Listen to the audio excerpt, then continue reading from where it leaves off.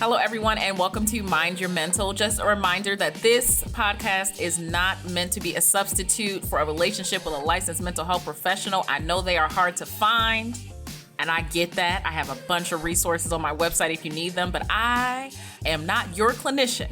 I am a psychologist, but I am not your psychologist. So if you need any specific help, please look for the help of a licensed mental health professional. Learn all you can learn from the podcast. Enjoy the episode. Okay, everyone, welcome to Mind Your Mental. Today, we have one of my faves, PepperMint, who is an acclaimed actress and singer with notable appearances on RuPaul's Drag Race, Broadway's Head Over Heels, where she was the first trans woman to originate a principal role. She has released 6 albums. You know, I did not know it was that many, including, you be working, yo. I always do so bad at bios. I know y'all are used to this by now, but every time I read a bio, I'm like, dang, man, this is amazing. Okay, let me go back. She has released 6 albums, including A Girl Like Me, Letters to My Lovers, her other notable projects, because there are many, but I can't say all of them because we only have it for a certain amount of time. Hulu's Fire Island, Amazon's Harlem, Netflix Survival of the Thickest, which is coming for season 2. I am so freaking excited about this. I might even have to cancel Patience that day just so I can fully be versed in it. PepperMint is an influential LGBTQ plus advocate, and she was ACLU's first artist ambassador for trans justice, and she has received numerous accolades, including a GLAAD Media Award nomination. Welcome. And y'all may not be seeing on video. You look so good. You look fantastic. Man, I miss my cheekbones. You missed them. Where did they go? I need to stop eating. Listen, they look prominent now, but let me tell you something. I've been, you know, I eat my feelings at times, and I've been having a lot of feelings.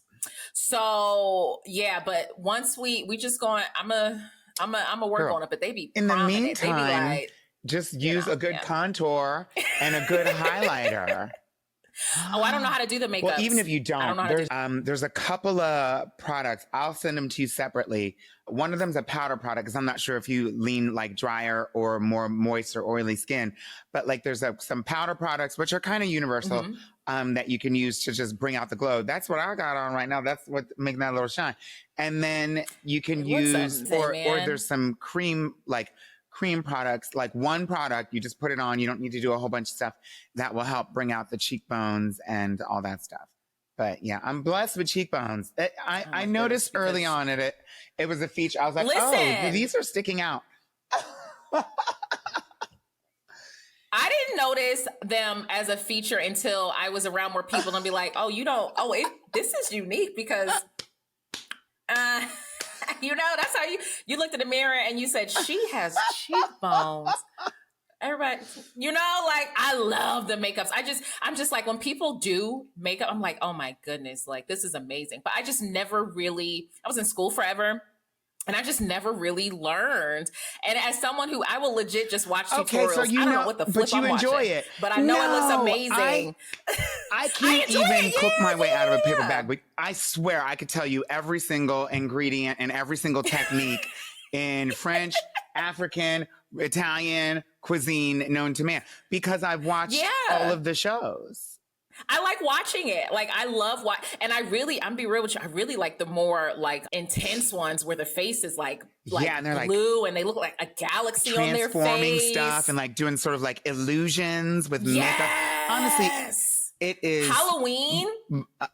It helps you create another world. I mean, it's obviously art and it's painting on the face. And so there's something, obviously it's beautiful to paint like on a canvas or a wall. Like that's wonderful. And it's obviously the most, you know, prominent and famous sort of art really that subjectively, but like really, I think there's something about like body art, but body paint and then face paint specifically that's like, cause it's like, look what it's doing to the human body, which doesn't usually look like that. So like, that's like, whoa, your face is a whole like, you know, backyard. And then the fact that, that backyard looks really cool. That's good painting. Like it's two levels. Yeah. I freaking love it. Like when Halloween comes around, I'm just like, oh my goodness, like the algorithm never does me with this in particular, but like, I love seeing Halloween transformations and I just be looking like, this is amazing. I can barely do a lip. And when I say lip, I mean a gloss. Like I stay inside the lines, but that's about it. But You have an amazing project. Hey, everyone, just a reminder that Mind Your Mental is not just a podcast. It is also a amazing community, if I do say so myself. It's phenomenal. I mean, you get more access to me. What more could you want in this life? So if you want to join the community, if you're not already on the community, go to my social media. My social media is the same, Raquel Martin, PhD, and DM me the word community so you can get details on joining this amazing flipping community. You get more access to me, y'all. Like, I'm a delight. All right. All right. Hope to see you there. That is based on Janet Jackson. And let me tell you something, like, it is fantastic. So I want to start with your inspiration behind this amazing project, because Janet Jackson's music, I feel like, often explores themes of transformation and identity. When you chose her to focus on, how did these themes resonate with your own experiences? You know, I mean, really, my love for Janet goes back to just being a kid and just being enamored by, like, just basically being a huge fan.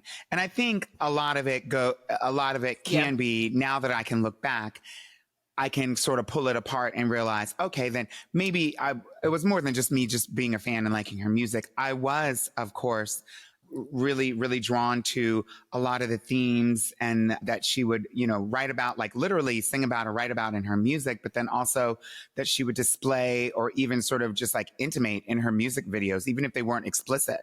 And so there is, I do think that we can analyze why, but I do think that Janet certainly isn't a musical icon, a pop icon. I think that's undeniable. But her sort of artistry and the sort of artistic nature of it, the like quirky artistry that we look for sometimes to be, even though she's a pop artist for sure, she still had some stuff that was sometimes left of center or like challenging to the status quo or like, pearl clutching to some people when it happened in the time. And I think sometimes that would get unintentionally overshadowed by someone else who was also taking advantage of the sort of the atmosphere and the artistic flow of everything. Madonna at the time, who was obviously is also a pop icon and a legend. And I think sort of was able to win the medal for like reinvention and, challenging people with her, not only, I think less so with her music, because I think Madonna wrote in more universal themes and Janet sometimes would write extremely literally about, like Janet would sing about equality in her music and her lyrics. Madonna would do commercials and have queer people who, were diagnosed with AIDS and HIV around her, visibly and speaking out sort of politically, not so much written into her music. There are some things that I think Madonna, we can go back and analyze and you'd have to be like, I wonder what she meant by that. Maybe she meant this, or she could have meant that. But with Janet, she's literally like, Black people are equal, like literally in the words. And so anyway, obviously I could talk all day about that, but I was drawn to that as a kid. And it was just definitely in a time, if I had grown up now, I'd be able to probably look for the other Black and queer icons, certainly the queer icons and definitely the trans icons who are around now that I could look up to, but I wasn't really able to do that. They weren't really that visible. Not that the remarkable trans folks didn't exist, but they certainly weren't being on, in mainstream media or put in front of us. And so we had to sort of, I won't say settle, but we had to find our inspiration in other people. So I found it in all of the 80s and 90s, certainly music icons and people like Prince, challenging gender norms. And then of course, people like Janet Jackson, who like, I could just listen to a Janet album from beginning to end in one sitting. Like that was like the original binging for me. And so I always dreamt, I don't know if it's because there was something in the videos that was calling to me, or if I just was again, just liked it, whatever. I always wanted to be, I was like, I have to be in this video. Not so much like I want to be a professional dancer for Janet Jackson and go to rehearsals for her. It wasn't that. It was just like she would create a world in her music videos that I longed to be in that world. And so now that I'm an adult, I obviously can't go back in time, but I can at least sort of recreate that and at the same time pay tribute to Janet. And I think it's a great tribute. The one thing I really appreciate about, like, I understand the aspect of doing things under the guise of like, oh, this could be a metaphor. But I'm very Philly, and like that's not my thing. Like I want to know if you're advocating for these people. I don't want people to be going back and forth about they meant this, Just they meant say that. it. It's one of the reasons why I can only do so much poetry. Like I need to know. If you're talking about a tree, is that a tree or is that a metaphor for the earth? I don't know. Say it's a tree. You know, I like when stuff is more tangible. Like I like when people actually mention it. So I think there's more power in that because I think there's also, and I'm not sure if that's what the reason why people do it. I also think there's an out when you don't do it that way. Like if people get too upset, they could be like, well, that's not actually what I meant. Mm-hmm. This is a metaphor. Nah, like if you get upset by listening to me advocate for this particular community, then we need more of that. One, please dip. You need more of that. I remember I made this joke on my page about somebody said something about, you know, people in comments are absurd. And I typically have time because I watch. I peep your comments. So they were like something about like a choice, like sexuality being a choice. And I said, do you think if sexuality was a choice that I would choose to be attracted to men? Can we talk about this? I said heterosexuality is one of my worst traits. Me too. I said, that is one of my worst traits. Girl, I say it all the time. And I lost so many followers because you know how you can tell. And I did a post like, y'all, I lost so many followers and I want to apologize because I think this showed me that there must have been a part of me that you guys were not aware of, that this surprised you about this being an LGBTQIA plus friendly space. So I apologize for that. I'm so sorry that you did not realize that. Sorry for your loss. Because that just means I wasn't posting enough. Yeah, I was just like, man, what part of what I share made you think that this was not it happens in my audience too. And I apologize. I gotta post more. It's just like, man, you know what that tells me? I need to talk about this more and so I can get y'all out of here quicker. It's not even a joke. When I look at you can look on a macro level, like the wars and all of the despair and a lot of the terrible things. I'm not man bashing, but I'm saying men having been able to take credit and control so much of our history and the things that have happened throughout history, they get to take credit for all the great things that they were doing when only men were allowed in these spaces, only men were allowed to have education, only men were allowed to vote, only men were allowed to lead groups, lead armies, lead the countries. So then they get to take credit for all the terrible things that happened during that time. So we can go back and say it was men that were in charge, were the cause of this war or that war, or this problem or that problem.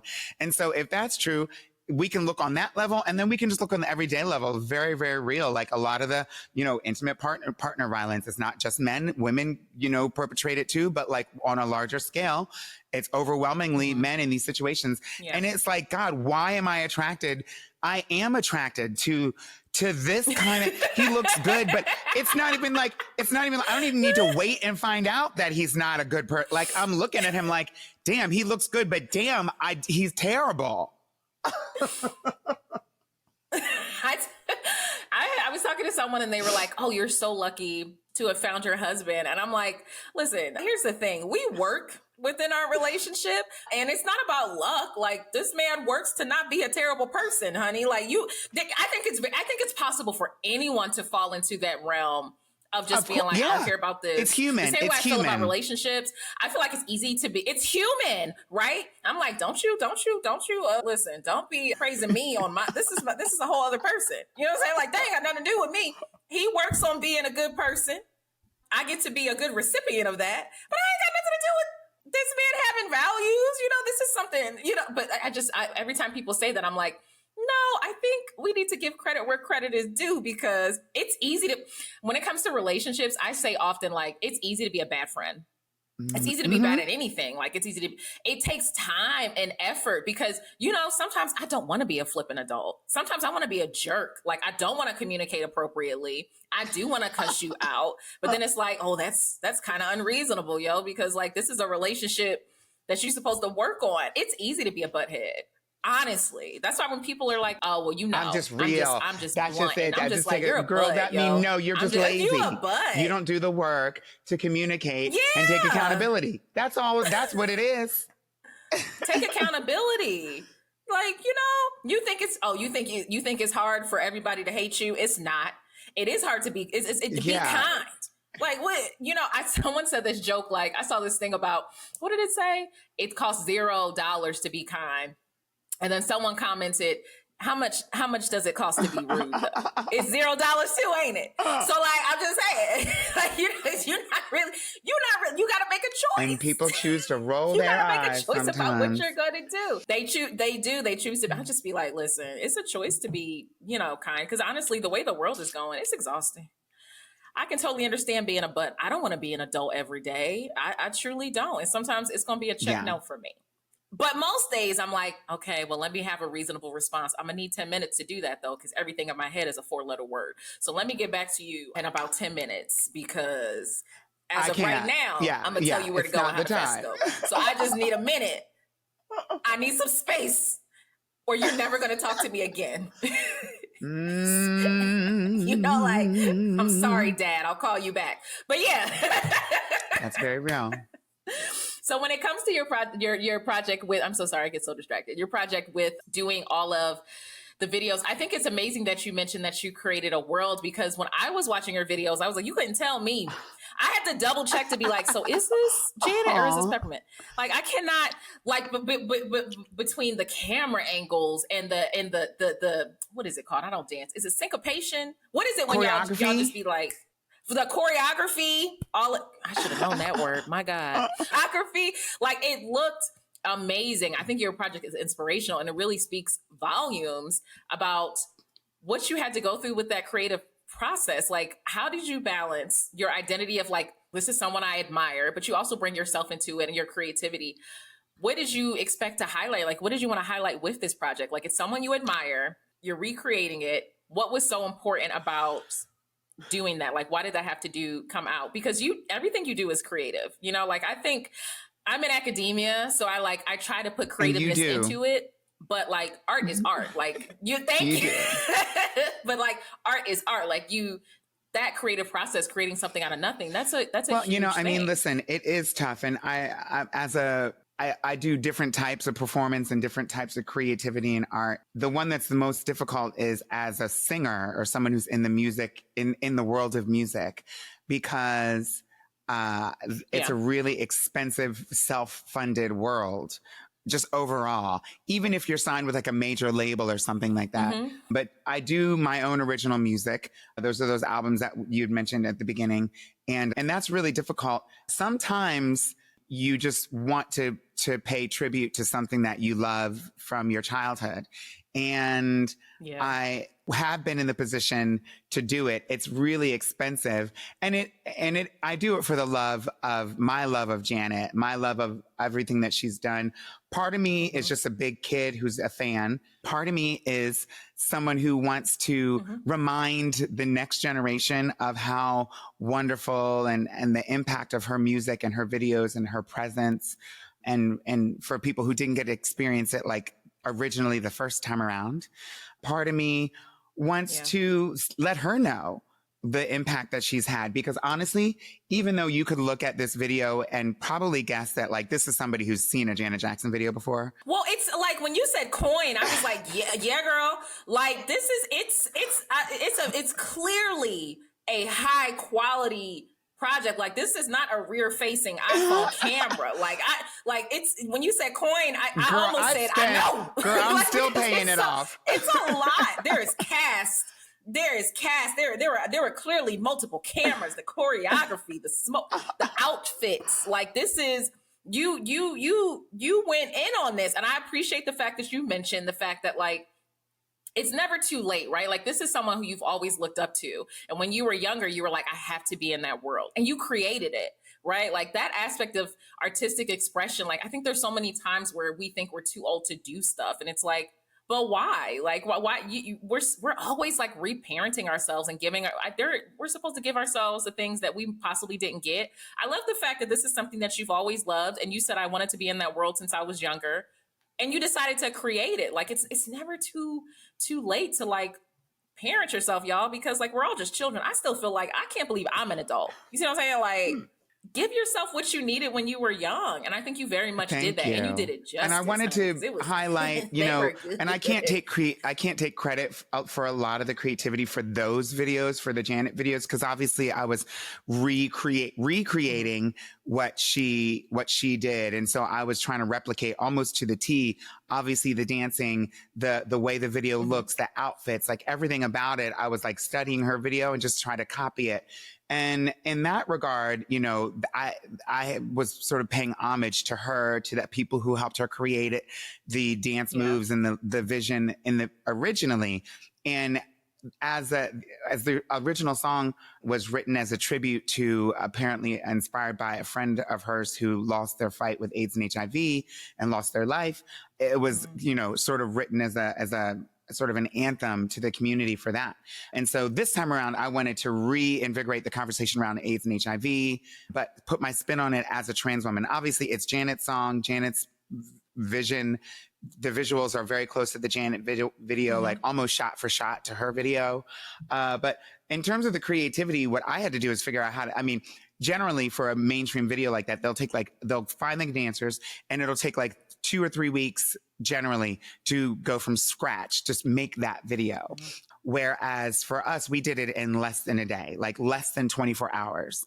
We, you know, it was wild. We got the dancers, we rehearsed them, and then everybody went home and changed. Then we drove immediately out to the desert so that we were there by the crack of dawn. And in the morning, we shot the video and took all day. And so we did the entire thing. They learned it in like the dance in like 2 hours, which is that's not because it's an easy dance. This ain't no electric slide. It was like, you know, it's a tough dance to do.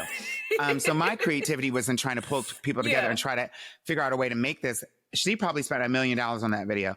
I spent not $1 million, but I spent what felt like $1 million because I'm in debt now and I'm not going to be able to monetize that video. I'm just doing it as a love letter to her. So I won't really reap the financial benefits. It's not my song. It's going to get blocked from ads. It's, you know, all those things.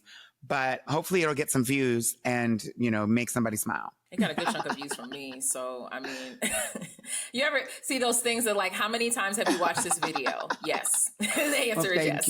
Thank you. I was like, thank you. And I feel like your experiences with art and advocacy and singing and Broadway, it not only illuminates your creative expression, but you also speak to larger societal issues that impact communities that are, historically marginalized.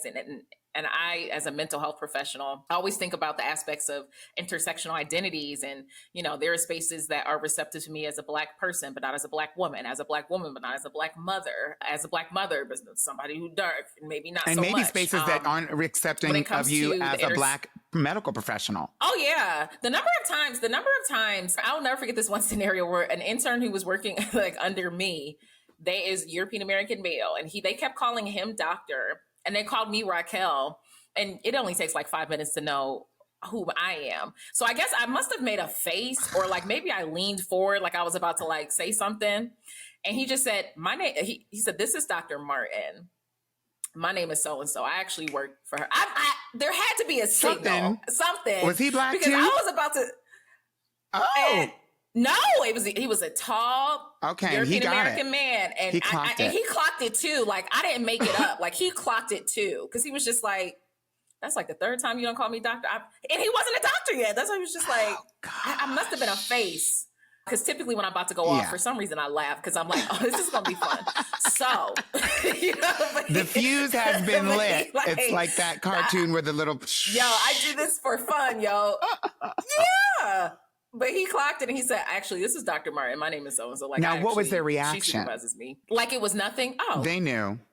Come on. We had, first of all, it was when I was at Hopkins, I wear name badges. Like we work with kids. Like you can't just be coming in and out, walking around like kids in Baltimore. Like you can tell. That's how I was just like, you lucky he got you. Cause I would have. Girl, I didn't know we from the same area. You know what I'm saying? That's the first thing. I'm not from Philly. From Philly? I'm from PA. Yeah.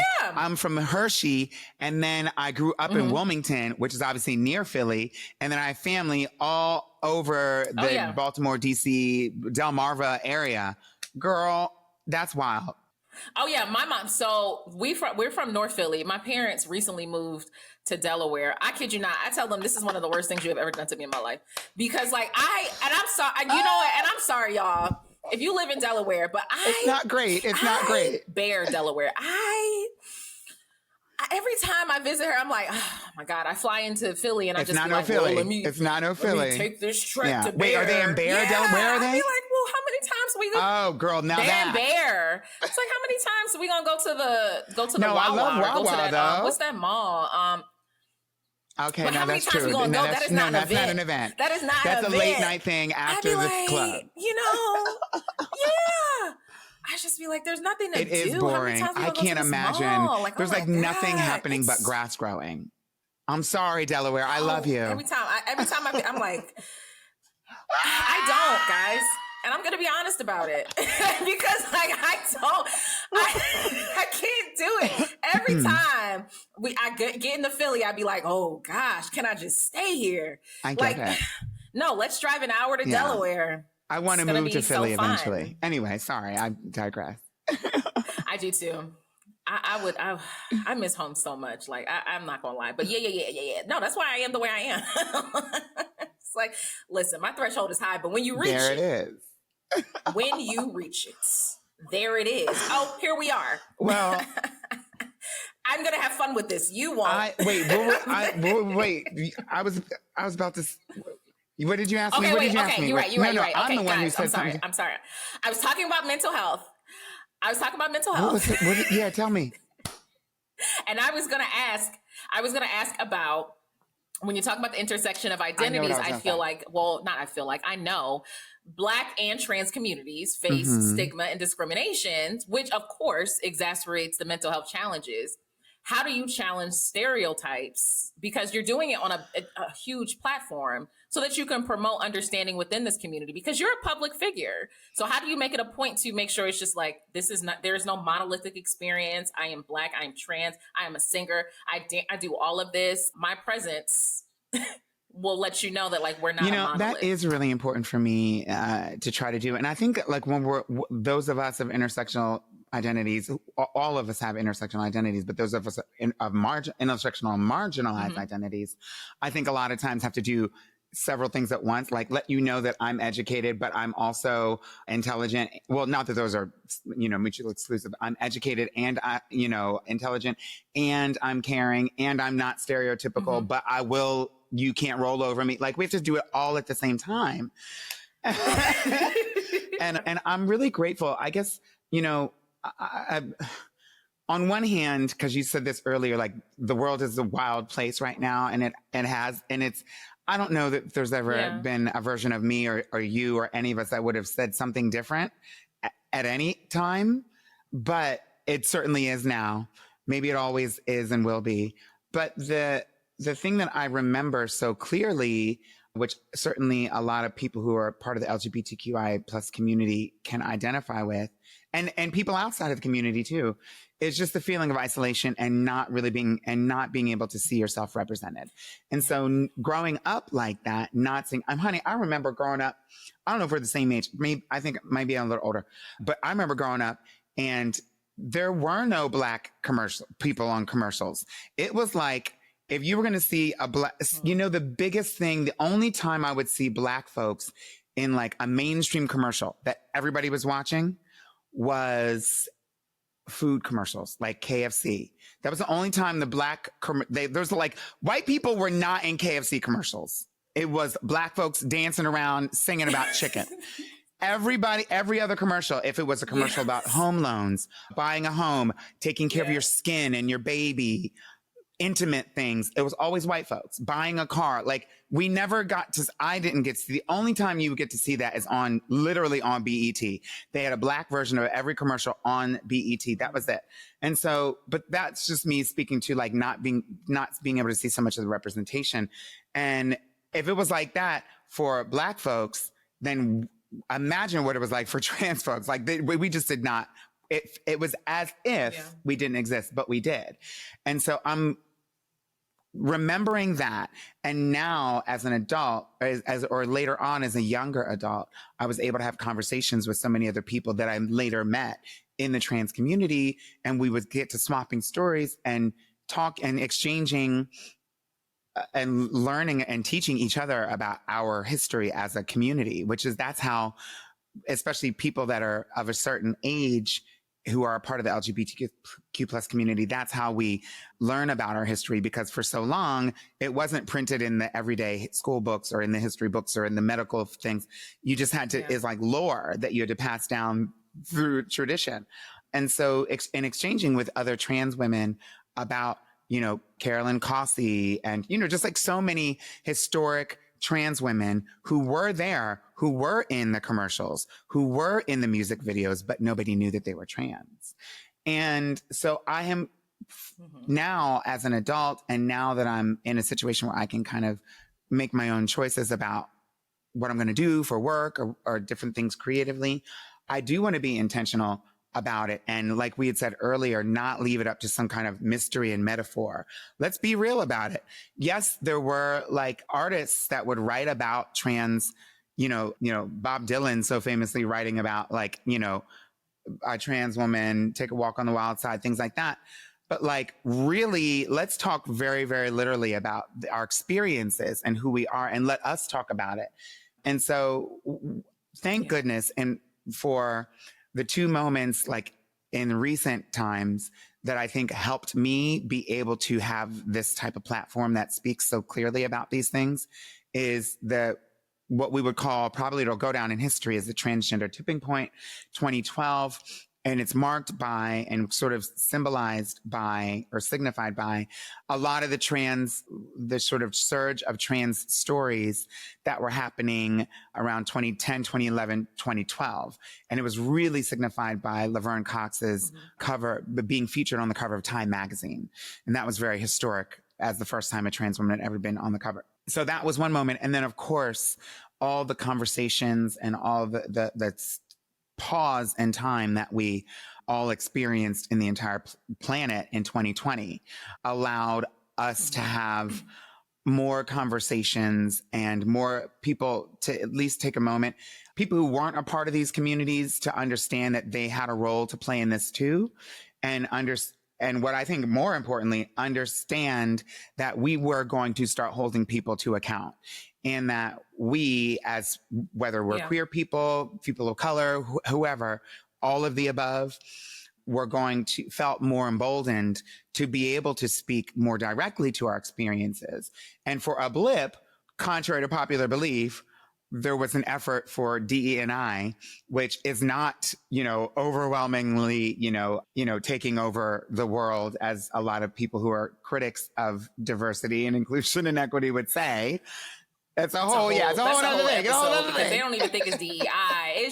They just think it's just the Chitlin Circuit. It's just black people. I be saying like DEI has actually done more for women, European American women, I'll be real with you, than it ever has for black people. So every time they be like, well, they just gave you this job. Oh, they gave me this job with my bachelor's, 2 master's, doctorate, postdoc, internship, publications. Let me take a breath to say more. Like, what are you talking about? I'm confused as to why you're here, to be honest. Because somebody's family member is working overtime. Okay. Somebody's family connection and family ties are family tie-in. And so I remember trying to break into the world of entertainment and being told literally, oh no, we don't take your kind. And that was like 10 years ago. Like, that's not that long ago in the big scheme of things. And so now that we've had these couple of moments and had some of these experiences, it's allowed me license, and people are seeking out someone to tell this type of story, or someone who's a person of color, or someone who's trans, or someone who's black and trans, things like that, white and trans, whatever, everything. And so I feel like I'm benefiting from that. And so I want to utilize my platform the best way that I can. And it's just really important for me to be able to tell these stories, because I remember the time when we didn't. Yeah, and you mentioned a very good point. It's like, you're not talking about no 1900s. It's a decade ago, y'all. That's not That's not a long time ago. I think it's incredibly clear that your advocacy work is not just about raising awareness, but also about empowering those at the intersection of the identities. And speaking of empowerment and visibility, I want to shift the focus to I love this show. The next season of you said you shortened Oh no, it. I said SOTT season when 2. we were talking offline. Okay. Yeah, Survival of the Thickest. That's the name. That's the official name by Michelle Buteau. It's amazing.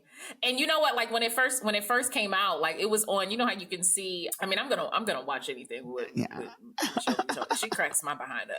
But you saw it was like it went straight to like number 1. I was like, hit play. Oh, you already know what I'm here for. You already know what I'm here for. It was right in my suggestions. We think you'll like and this. You are, and you're hello. right, Netflix. You're absolutely and thank goodness right. that they did. Good job. I'm telling y'all. Yeah, thank goodness that they did, because it dropped on the show officially released on Netflix last year, the same day that the strike began. The actors' strike began to join the writers, and so we were not able to talk about it because we were barred from talking about it or you know, any of those things. And so it was really difficult because we were worried that here's this new show and it needs some love, and we have to just ignore it. And they're just going to put it on there and it's just going to do what it's going to do. And thank goodness it did what it did. And so it was, we were in the top. It was good. We were in the top 5 for about a month. And then it's the top 10 for about 2 months. And so, it performed really well. And I never have had that experience. I've done obviously some film and television before. I've done plenty of it, especially more recently. But my first like film and TV thing was like, legit 20 years ago. And so the experience that I had, when I compare the experience of being on Survival of the Thickest and some of the other shows that you mentioned that I was on more recently, like Harlem, I was in the first and second season. My experience of doing things recently is very different than my experience when I first shot and filmed. And it's not so much about the experience that I had or brought to it. It was more about the experience that they were allowing me and seeing me as an actual actor and someone who had something to contribute, as opposed to back in the day, just like the freak or somebody who's got a wig on who we need to say what we want them to say and just do this and shut up and leave. And I'm really excited about being able to dive into stories. I don't really know a lot of, this is the first time I've ever had a chance to be on a show, be around someone who's creating a show, who's also like the lead of the show and also the writer, one of the writers and one of the creators and producers. And like, she's like in every power position on the show, which is wonderful. And there are other women who have, it's not that common, but there are other women who are writers and directors and producers of the shows that they're on and starring in as well. But this is my first time to be around that.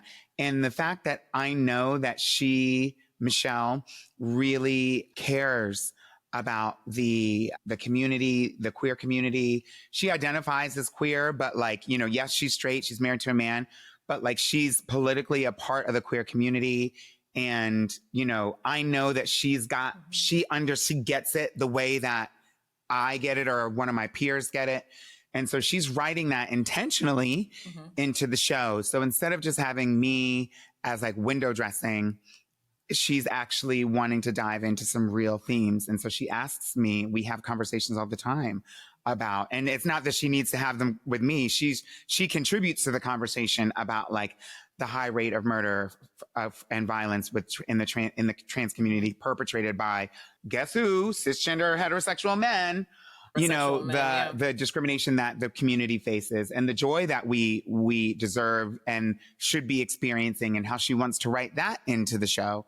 And so I'm here for it. And it's a great show. And we're about to go into second season. They just announced that we got picked up for season 2. So they're currently writing it. And hopefully by the time people see this, we'll be in, and it'll come out in 2025. Yeah. What drew me to the show was that the fact that it was different.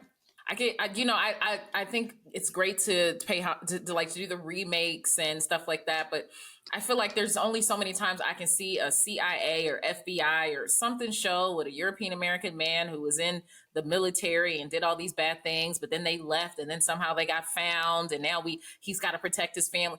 This show, I was like, it's different. I love when it's focusing on many characters and I get to hear from many characters, because sometimes it's like they only focus on one character and then you only hear their story. And I'd be like, well, what about, I wonder what they're doing at this moment, like the other characters. So I love that.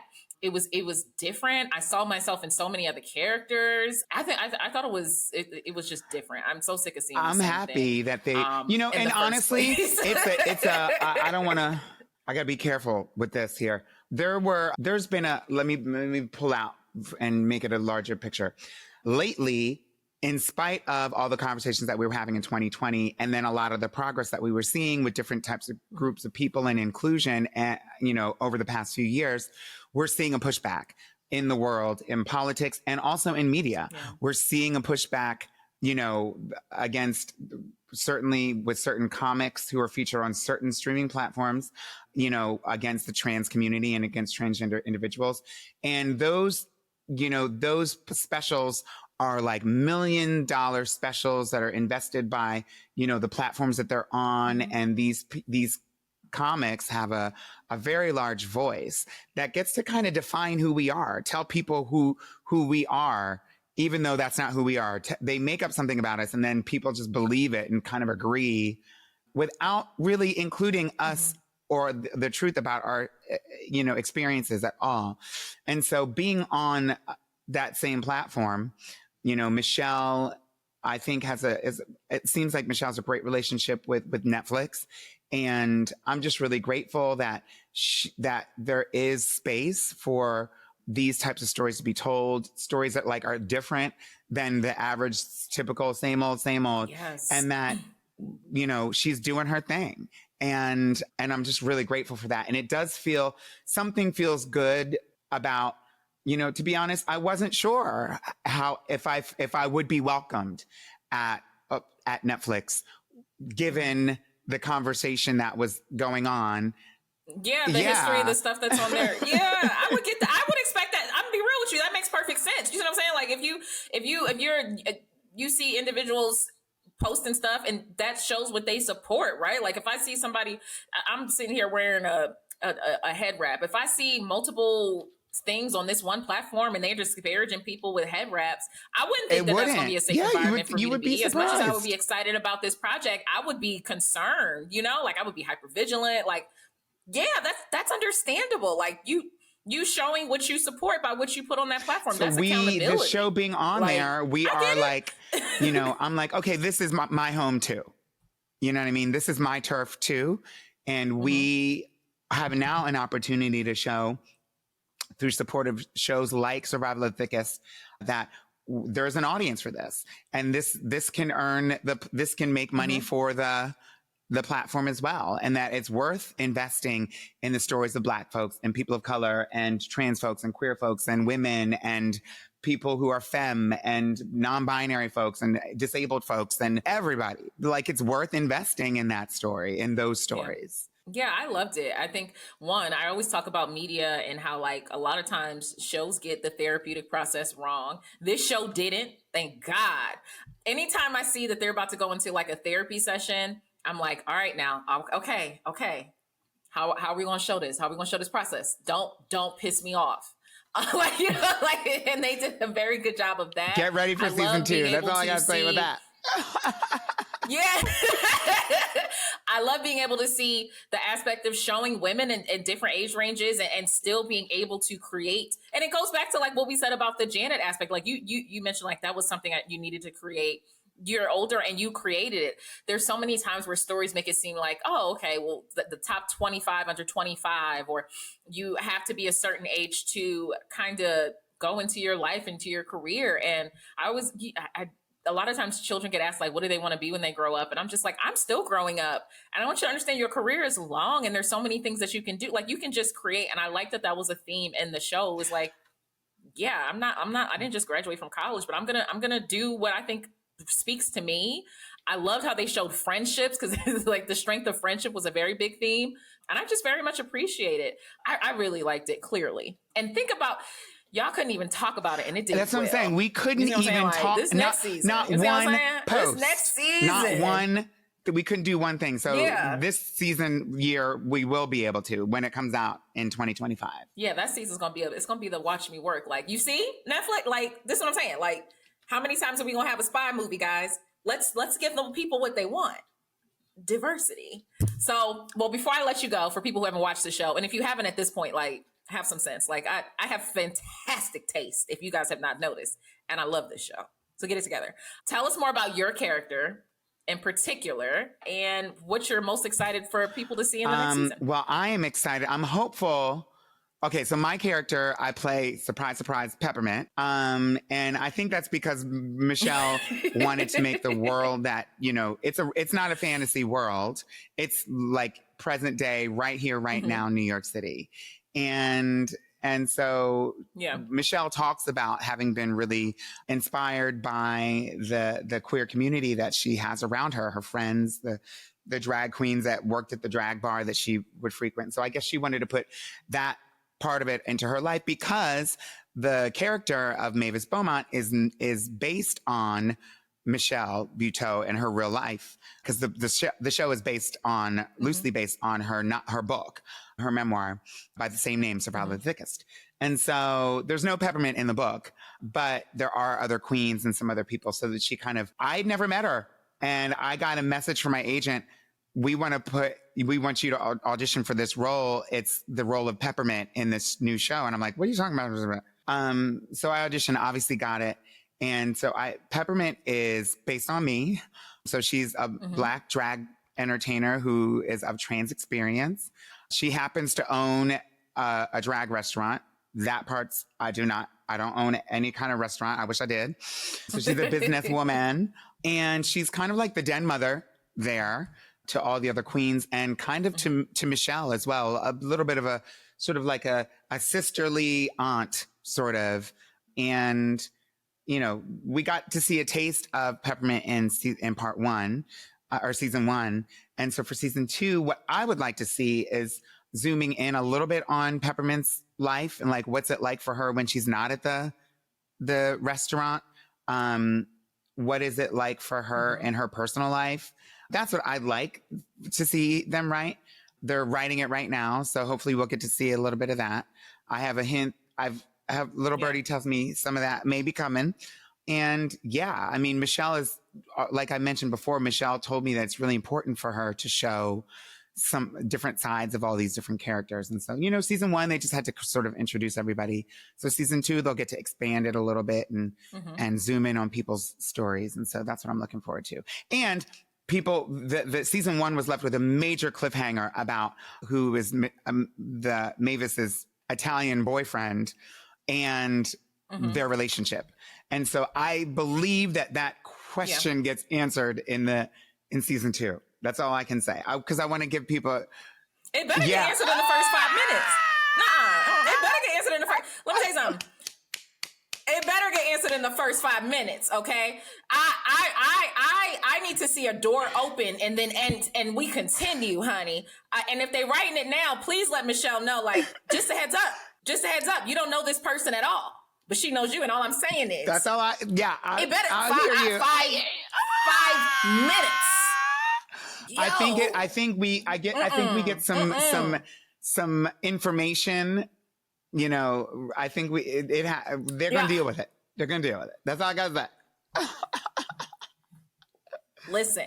Listen. You see, I hope it better. Yo. Well, thank you so much for joining us today. I loved hearing about everything. I really appreciate you taking the time to not only share about all of your creative experiences, but even the aspect of advocacy work, because the thing when it comes to representation is like, you know, so many people feel like they can't be what they don't see. And I it's one of the reasons I think media is so important when it comes to affirming individuals and normalizing experiences and letting people know that, like, we out here, because not everybody will meet someone who looks like them in person or has their dreams, but a lot of people, everybody got a TV. Media is so important when it comes to mental health and well-being and representation. That's why when people do stuff poorly, I'm like, yo, I feel like you set the mental health field back like 20 years with this one commercial. I hate your face. But like, you know, so I just be like, listen, people who don't take media seriously, you need to, because I was telling my students the other day, there are people who actually won't ever meet a Black person, but they will watch and what they think we look like. So that's why there has to be diversity of Black experiences on TV, because people need to know we're not just one thing. They may not see us in person, but they'll see our stories, and that's why they need to be told by us. So I love the fact that she put you in there, and not as a mystical world. Is like, no, like PepperMint legit exists, y'all. Like, this is like Google. like this isn't a fantasy world. Like, PepperMint exists. This is a real thing. Like, look her up. So yeah, I very much appreciate that. Tell everybody where they can find you. You have so many amazing projects. If there's anything else you want to mention that I didn't, awesome. Let everybody know Folks where to find you. Just find me on my socials, PepperMint247 on all the channels. And I'm, hoping to release some new music coming up. So people follow that. They'll be able to find out about anything new that I'm doing, any new music. Of course, they'll be able to find the Janet Jackson video for both Together Again, which is the video that we just released and that you were talking about, but then also some of the other Janet tributes that I've done. And then they'll be able to find out when there's an announcement about Survival of the Thickest. Yes. And y'all also be able to find out about that on my platform, because check my stories. I'm going to be like, yes! I love it. Get it together! I'm excited for it. I might have to live watch it, because I'll be like, now I done said 5 minutes now, y'all. We at timer. We 3 minutes Challenge in and I ain't got no answer. I'm gonna tell Michelle that that's the word on the street. Like, listen. Now, you don't know anything about this person, but she 5 minutes. I'm setting a timer. Like, okay, you did good. All right, okay, I can sit back in my seat now. All right, good. I love it. But thank you so much. I really appreciate it. Everyone, once again, just remember to be kind to yourself, and 2 steps forward and 1 step back is still 1 step forward. That is just math. Have a good day, week, year, and treat people the way they deserve to be treated. And that's not always going to be good. So give them the energy they deserve. Tell them, I hope you have the day you deserve. All right. Have a good one.